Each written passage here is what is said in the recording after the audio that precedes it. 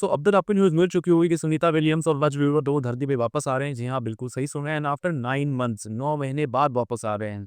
अब हुआ क्या था मैं आपको पूरी इस वीडियो में बताऊँगा और क्या ये भी बताऊँगा नहीं कैसे एक लंबे समय के लिए अगर कोई एस्ट्रोनॉट वहाँ पे रुक जाए स्पेस में तो उसके हेल्थ पर क्या-क्या इम्पैक्ट आता है। तो बनी रहिए पूरी वीडियो में कई सारे इंटरेस्टिंग पार्ट्स बताने वाला हूँ मैं आपको। उससे पहले मैं आपको बताऊँ कि सुनीता विलियम्स और बच विलमोर ये दोनों आज सुबह साढ़े 8 बजे के अराउंड इंटरनेशनल स्पेस स्टेशन से निकल चुके हैं एंड फाइनली ये लोग वेडनेसडे यानी कल सुबह अराउंड 3:30 बजे के अराउंड यहाँ पे धरती पे टच डाउन कर जाएँगे। क्या अब आपको बताऊँ कि पूरा मामला क्या था? कैसे ये सिर्फ़ और सिर्फ़ 8 दिनों के लिए गए थे और कैसे ये इतने लंबे समय के लिए टिके रहे? उससे पहले मैं आपको एक चीज़ और बता दूँ ना कि दे उसके लिए रेस्क्यू करने के लिए स्पेसएक्स का क्रू ड्रैगन मिशन को भेजा गया था। जी हाँ, बिल्कुल आपने सही सुना, आपको दिखा देता हूँ।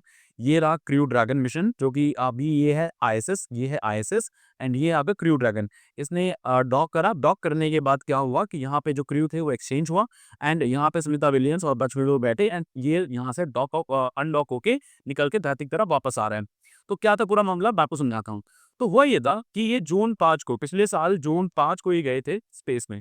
अब इंटरनेशनल स्पेस स्टेशन तो पहुँचे, किसमें पहुँचे? स्टारलाइनर। अब ये स्टारलाइनर क्या है? एक स्पेसक्राफ्ट है जिसको बोइंग ने बनाया है। बोइंग ने इसको बनाया तो कई सारी वैसे तो उन्होंने बहुत चीज़ें रखी जिसकी वज़ह से क्या हुआ कि दिक्कत ना आए। लेकिन क्या हुआ, ये है स्टारलाइनर, मैं आपको दिखाता हूँ।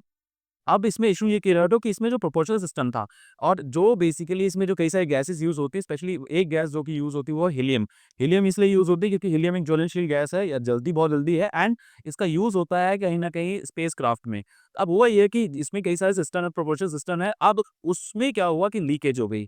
जब ये लीकेज हुई तो कहीं न कहीं उस इश्यू एक लंबा क्रिएट हो सकता था क्योंकि इनकी जान बेईमान हस्ती थी। तो नासा ने क्या डिसाइड करा? नासा ने डिसाइड करा कि हम एक काम करते हैं, अभी फिलहाल इनिशियली सुनीता विलियम्स को और बच विलमोर को दोनों को छोड़ देते हैं वहाँ पे और स्टारलाइनर एयरक्राफ्ट को ले आते हैं वापस धरती पे बिना किसी क्रू के। और ऐसा ही कहा नासा ने वहाँ पे सुनीता विलियम्स और बच विलमोर दोनों को छोड़ के स्टारलाइनर को वापस मंगा लिया, ठीक है? अब क्या सिचुएशन क्रिएट हुई कि उनको वहाँ पे 9 महीने रुकना पड़ा, 9 महीने, जी हाँ, बिल्कुल सही, क्योंकि तब तक जल्द-जल्द बैकअप बनाते उनको उतना टाइम रुकना ही पड़ा एंड फाइनली क्या हुआ, इलॉन मस्क की कंपनी स्पेसएक्स उसका अपना खुद का एक मिशन भेजना पड़ा, जो कि आपको मैंने बता चुका हूँ ये। अब वो वहाँ पे गए हैं, 4 उनके एस्ट्रोनॉट्स गए हैं वहाँ से और इसमें से 2 ये लोग बैठ के वापस आ रहे हैं। अभी पूरा इश्यू ये ऐसे क्रिएट हुआ। खैर मैं आपको एक चीज़ और बताता हूँ कि जब कोई भी एक एस्ट्रोनॉट लंबे समय के लिए टिक जाता है स्पेस के अंदर, तो उसके ऊपर हेल्थ इम्पैक्ट क्या-क्या आते हैं। देखो सबसे पहली बात आप देखो बोन डेंसिटी। जो एक एस्ट्रोनॉट होता है उसकी मसल और बोन डेंसिटी जो होती है वो कहीं न कहीं और कम होती जाती है।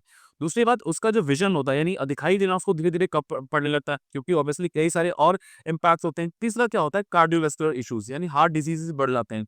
चौथा क्या होता है कि कोई भी आपसे समझिए कि वहाँ पे ना क्या होता है रेडिएशंस बहुत ज़्यादा होती है। तो कहीं न कहीं ये समझ लीजिए कि इससे कैंसर रिस्क भी बढ़ जाता है। तो ये सारे हेल्थ इम्पैक्ट और हेल्थ इश्यूज़ भी कहीं न कहीं क्रिएट होते हैं, अगर आप लंबे समय के लिए टिक जाएँ स्पेस में। तो आई होप आपको ये पूरा एक्सप्लेनेशन समझ आया होगा और ये समझ आया होगा कि कैसे ये सुनीता विलियम्स 8 बैच में वो धरती पे वापस आ रहे हैं।